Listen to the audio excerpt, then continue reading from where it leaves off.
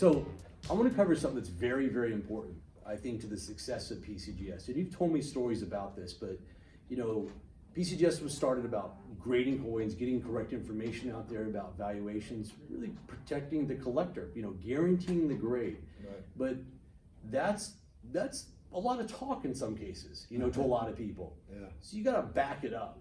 Yeah. Will the market accept PCGS grading? You know, you have this brilliant idea. So tell me about your role in making sure that assisting to make sure the market accepted it. Yeah. Well, we realized that to get people to accept it, there had to be people, willing buyers and willing sellers. Yeah. And so we started a thing called the American Numismatic Exchange. That was the very first trading platform. I love that name. Yeah, it's a great name. That was yeah. a great name. Yeah, it lasted a few years, but today obviously it's CCE and Coinplex and things like that. Oh, so it's developed into the current platforms. Okay. Yeah, and he lasted, I don't know, 3, 4, 5 years. Okay. But David and I discussed this. How do we get people to accept this? And I said, well, if I can bid on the coins and buy coins on the system, then you know, people will see that, oh wait, he's bidding on a coin, he'll pay $300 for this coin and sell it at $340 or $325. So just to be clear for a lot of folks out there, so when you say bid, that is you're going on a computer network, and let's say that I have an 1886 Morgan dollar MS65 and I want to see what it's worth. I would look it up and I would see a bid. That's what you're willing to pay for the coin, right. Sight unseen. As an Right, example would be $300. So you're agreeing to buy my coin without even looking at it, right. based on the PCGS grade for $300. That's market support, you know, Right. no doubt. That was the concept, and you know, it's different because not every coin is adaptable to that system, because some coins are, you know, chain sense or things like that. You can't make a two-way market in something like that. It's too esoteric. But Morgan dollars, $20 gold pieces, bread and butter. There were a lot of bread and butter coins that was adaptable to, and so we decided that I would be the person that would put up bids. Sure. It wasn't really decided. I decided I wanted to do that. I thought it was a good idea. I thought I could make money at it, which I did. I was able to buy coins and you know, take them to coin shows and sell them. You know, that was the concept. And I would have people call me up and say, how much you just bought some of these, how much are they? And you know, sell them that way. Remember, this is pre-internet days, so there was no eBay. There were auctions, of course. You know, there was the auction companies. But that's right, you would get prices realized in the mail, so your data was, like, in some cases 2, 3, 4 weeks old. And we started, Jeff Garrett and I started that, the auction prices realized. We used to do that by hand. My secretary would, after an auction, we would get the prices realized. She would mark the coins in the catalog and punch them into a computer, and then we would send it to California for them to put up on the system.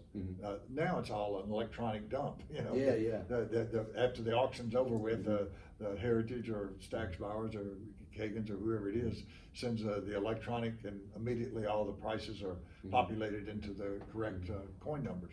So give me a sense for the scale, the number of bids that you had, or the monitor. At one point I had about 7,000 bids up, and 7,000 bids for coins. Right. That is a lot. That was a lot. But remember, there's not 7,000 different coins, because I would bid on Morgan dollars in 60, 61, 62, 63. And the common dates were pretty easy to bid on, because obviously those were, the tough things were better date coins, you know, barber coinage, and I didn't have bids on every coin, of course. That would be impossible in every grade.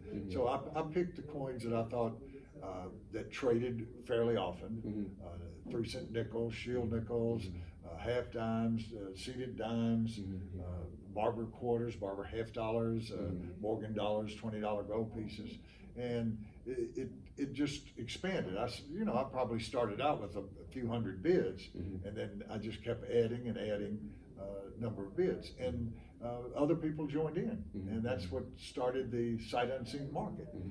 And then the sight seen sell market. a lot of coins too as well, because you explain what a bid offer is. Well, mainly I was buying coins at my office, and then we would take them to a coin show and, you know, have boxes of coins.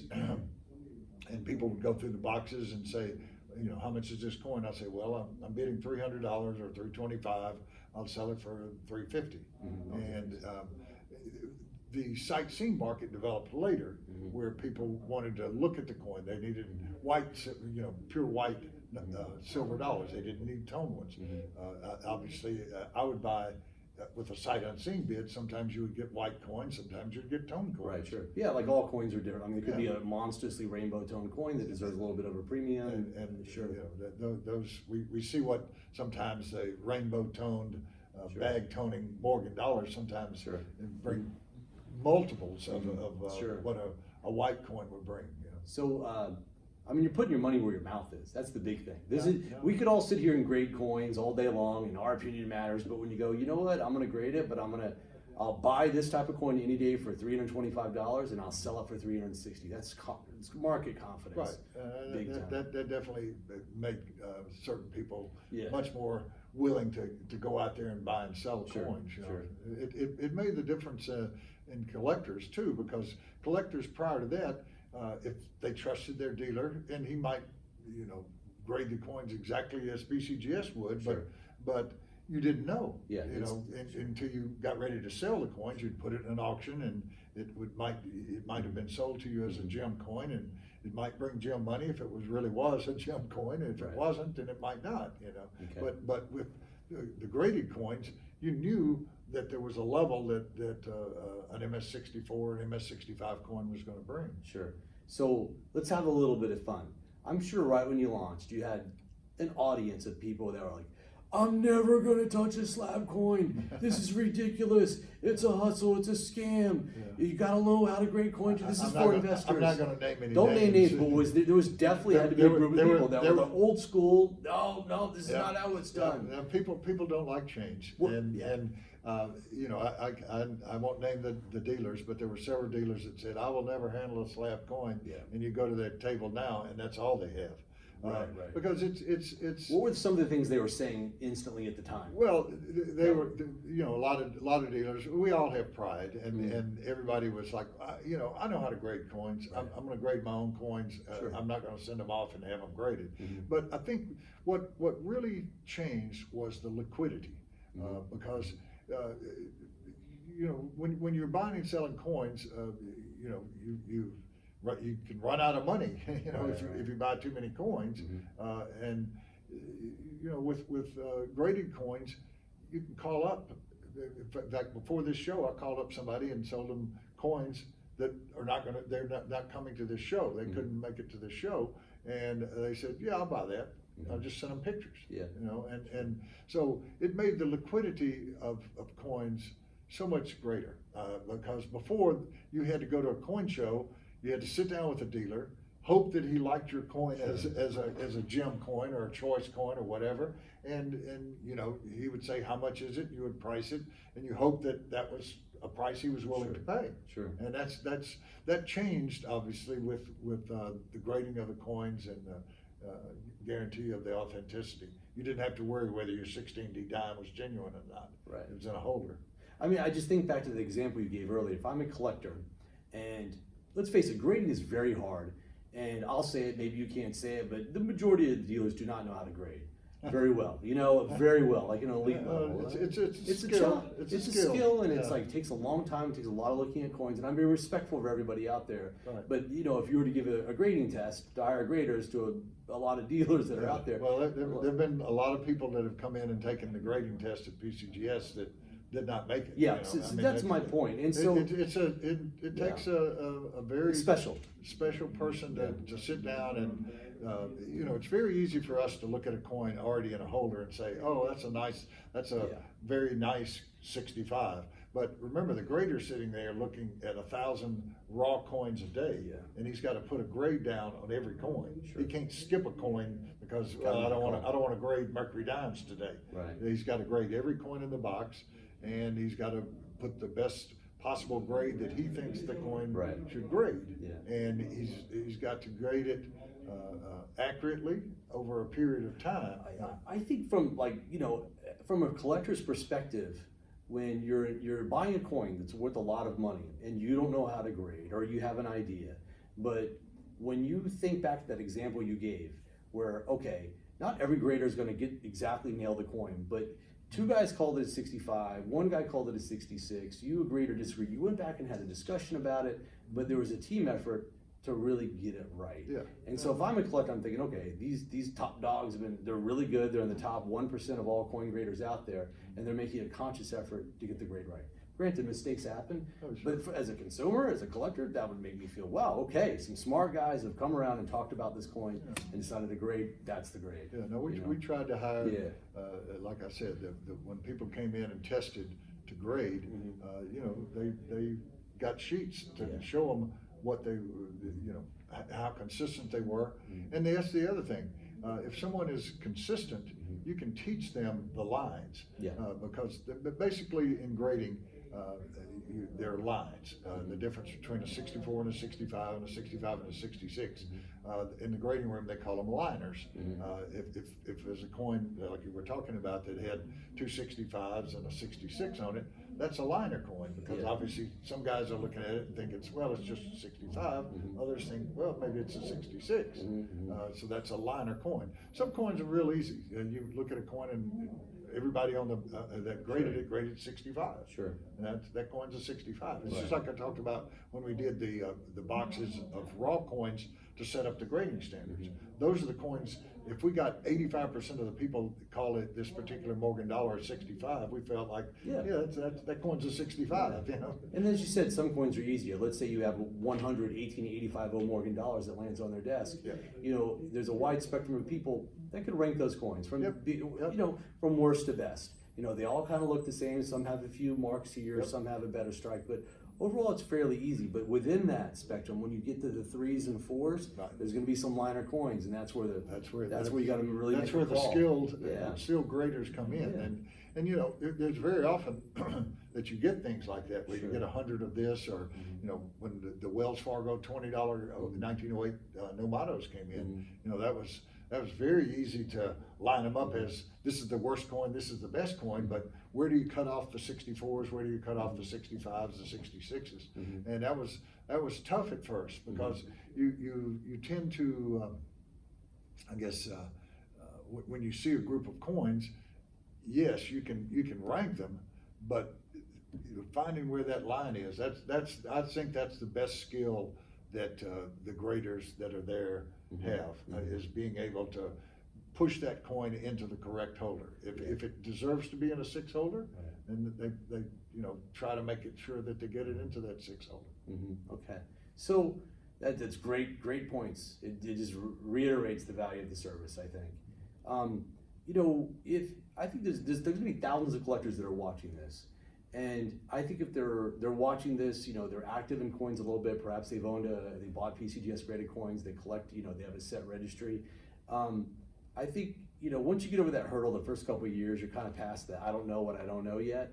So if you were to give advice to, let's say, a collector with 2, 3, 4 years experience, it's got some reasonable seasoning, what would you advise them on how to get better at grading coins? Just look at coins. You know, I tell people to go to auctions, go to shows, and look through coins, because the more coins you look at, the more you realize what the standards are. And as you look at coins, you'll eventually get to the point where you're like a grader and look at a coin and go, well, that just barely made 65. Ooh, this coin, you know, it's almost a 66. You'll get to the point where you look at a coin, and instead of just saying, well, it's a 65, you'll decide that it's very close to a 66 coin, or maybe it just barely made 65. Your skills will get better, because it's like anything else. The more you do it, the better you get at it. The more, you know, you think about some of these graders that have been there at PCGS for 25 or 30 years, how many coins have they graded? They've graded millions of coins. You know, you mentioned a good thing, and I think you know, it's one of the nice free things that we can all get. You go to any major coin show, if there's a heritage auction, a stacks auction, a legend auction, they're all very willing to let anyone look at their auction lots. And you could literally look at thousands of coins that are graded by NGC, PCGS, CEC, what the wide spectrum, and you get a sense for what's going on. You know, I always tell people, like, you know, pick a series that you like and maybe focus on that, kind of master that grading.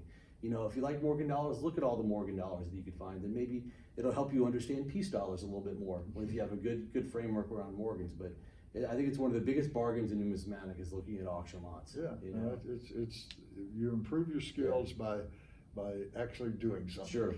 So sometimes when I'm grading, I'm submitting coins for grading, and some coins throw me off. And right away, like I'll reach out to Lewis, I'll be, Lewis, what do you think about this? Give me 3 seconds. I call it grounding because I'm a little confused on the coin. Just give me your first reaction, Lewis or whoever's nearby, just so I can kind of sense the start. Are there coins that throw you off? Because I know there are, even somebody like you, and you're trying to figure it out. What is your process that you go through to kind of figure out the coin? You know, when I wrote the grading guide, Mm-hmm. I had to go through the mental processes. Mm-hmm. You know, what do I look at? Yeah. You know, what is the first thing you look at? It's like within 5 seconds, you already got a sense for the grade. Within 5 seconds. Within yeah. 5 seconds, because what you do is you zero in on the focal point of a coin. On a Morgan dollar, it's the face. So that's the very first thing you look at. The secondary things are if the cheek is really very clean, then immediately you're thinking, oh, this is going to be a high grade Morgan Yeah, it dollar. starts out higher. Yeah. Then you start looking, well, are there any hidden marks, you know, out in the fields and the in with the feathers on the back? And then there's things like luster, strike, those things are always enter into the equation. So your mind rolls through that. I would say that most graders, at least at PCGS that I've talked to, grade pretty organically. They like you said, your first impression is usually, you can change, of course, but if you look at a coin and your first impression is you're on the 5-6 line, you immediately have no problem grading this coin 5. You know it's a 65. Could it be a 66 also? And you're looking at it from that standpoint. You're trying to assess on a linear scale, where do I put this coin? Does it go over into the next bucket? Is it in the 66 bucket? So I think you know, when you first look at a coin, like you said, your initial impression is there. You form that impression probably within the first 2 or 3 seconds of looking at a coin. Because remember, they don't know what the next coin's going to be. Because you know, when they pull it out of the box, you know, sometimes yes, coins are submitted in date order and denomination order. Sometimes you'll have a $20 gold piece followed by a $3 gold piece followed by a $50. Sure. So you know you can't use the same mindset all the time. You've got a different. Got to change gears, go to a different skill set. Right, I get that. Yeah. So, you know, by the way, if you're not a PCGS Collectors Club member, I highly encourage you to join. One of the greatest deals around. You also get a handful of free submissions. But we've all gone through this.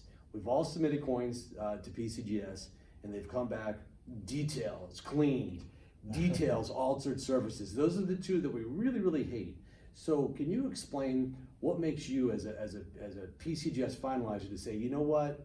We got to call this a details clean coin or altered surfaces. Where's that line? Remember, originally there were body bags. Body bags. People It's got like back. horrible term, Yeah, but it's so accurate, right? But people Kills hated the coin. People hated it. Oh, Yeah, I got it back in a body bag, yeah. and it took a long time to convince all the owners that we probably should put coins in detail. Yeah, I think it's the right thing to do. Oh, Yeah, it was definitely the right thing to do. I advocated it almost from the very beginning. Sure. But it was difficult to get because, okay, what do we do? When we used to body bag them and grade by hand before there were computers, we needed a system for the graders to put what was the reason they're body bagging. Sure. So David gave me the task of come up with these no grades. So there was N1, N2. Did you do everything at PCGS when it started? I wrote you were the finalizer, I you wrote wrote the book, numbers. all the little detail stuff, you supported the market, you bought and sold the coins. Did you clean the hallways at night too? I didn't do that. Or fix everybody lunch? You did everything. You know, David saw certain skills that everybody had different skills. David has great skills, Gordy did. I mean, everybody had different skill sets. You know, so he said, create numbers so that they don't have to write on there clean or whatever. Sure. So I created a system. I thought, well, what's the most common thing? at the time, N1, N2. So now they're 91, 92, 93 Right. instead of an N Sure. in front of that. Right. So that's, the grader can punch in, if it's cleaned or artificially toned, he punches in the correct number. If it's damaged, it's 98 or whatever, a scratch is 97. I don't even remember all the numbers now. I don't grade anymore, Sure. so I don't have those memorized.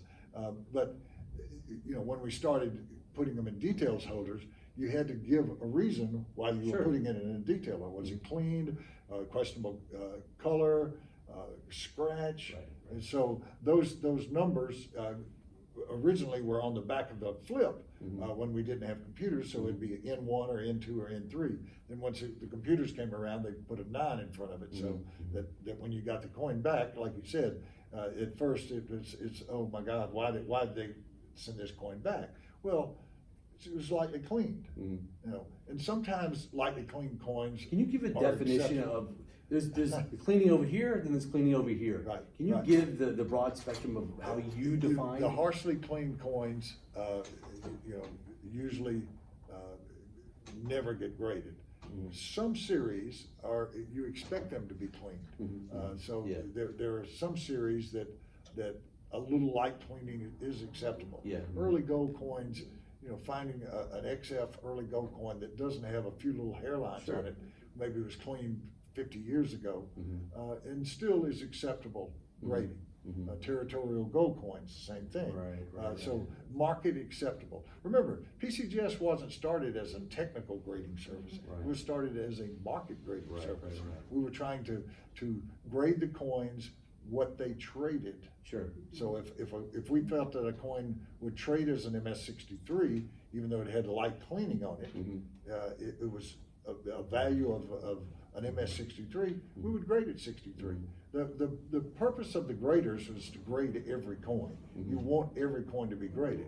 Unfortunately, if a coin is too harshly cleaned or you know, has a scratch or damage, some bad rim bumps or something, and you couldn't put it in a graded holder, you had to no grade it. Sure. So when I look at, you know, I think a lot of people, when they get that clean label back, harshly cleaned, I look at it, it's got surface impairments. It's almost like you take a wire brush to the coin, or if you have, you know, you take baking soda. There's just things that people do that kind of, there's an after effect on the coin. It's not like the toning was stripped, like the coin was dipped, but it's more, there's pretty clear remnants of the coin has been cleaned and the surfaces are damaged because of that. I mean, it's a fine line. Again, that's another skill that the graders, you know, at what point, and I'm no different than anybody else. I send a coin in and it comes back cleaned. I go, what did I miss? You know, and you look at the coin and you go, okay, I missed the little hairlines in the right field, and that's why they called it clean. And sometimes you say, well, just those little minor hairlines, but if it's a certain type of coin, people are expecting a coin without those impairments, and so you can't. You try to grade every coin. That's the purpose of the graders. They're not there to no grade coins. Sure. People say, oh, well, they no grade too many coins. They try not to. They try to put them in a holder, and sometimes especially early coins, silver and gold and copper are net graded. And you say, what is net grading? Well, a coin might have XF details, but it was lightly cleaned. But it's still acceptable coin. It's not harshly cleaned, it's lightly cleaned. So instead of putting it in a 45 holder, put it in a 40 holder.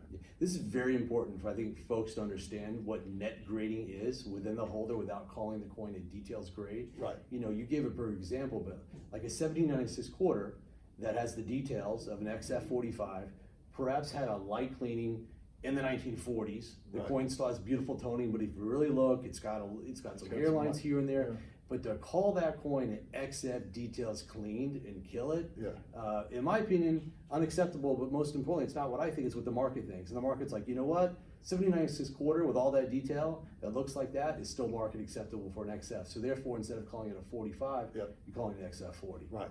So, the rule is you could put a coin net graded if it didn't look stupid in the holder. Right, right. You can't take an AU coin with cleaning and put it in a VF holder. Very 'Cause good distinction, that yeah. would look wrong. Mhm, So yeah. you don't want, you want it to be market acceptable. Yeah. So you can't take an AU coin, so that coin would probably get no graded. It Yeah. would probably go in a details holder. Right. Because you can't put a VF grade on an AU Yeah, coin. yeah. Yes, you can take an XF40 and call it a VF35 or a VF30, because you're just net Sure. grading a point or two, really. Yeah. And you can knock a coin a little bit, but you can't knock it 2 or 3 grades. Yeah. You know, so that's the thing about net grading. You have to make sure that when it goes out, that it's not gonna look, because people are gonna look at a coin and say, well, that's got AU details. Mhm. You know, why is it graded VF? Right. That's confusing. Yeah. So Yeah. you don't do that. I think another point that you really stressed was it's grading for what the coin is. Like, for example, I don't collect cars, but I imagine if I collected Corvettes and I looked at a 1960 Corvette and it stood above all others and I could see that's a very excellent condition car, I can't use that same standard for a 2015 Corvette. Yeah. You know, if you have a little bump on the fender on a 1960, it's a little more, you get it. Yeah. Versus on a newer car, you can't have bumps and like issues Yeah, with right. the wheels and stuff. So it's just Yeah. a little more forgiving and. Right, the Yeah. older coins, there is more forgiveness on the earlier coins. Like I said, it's hard to find pristine 1796 quarters in VF. You know, they're gonna have some few little hairlines or a little nick or two here, and those are market acceptable.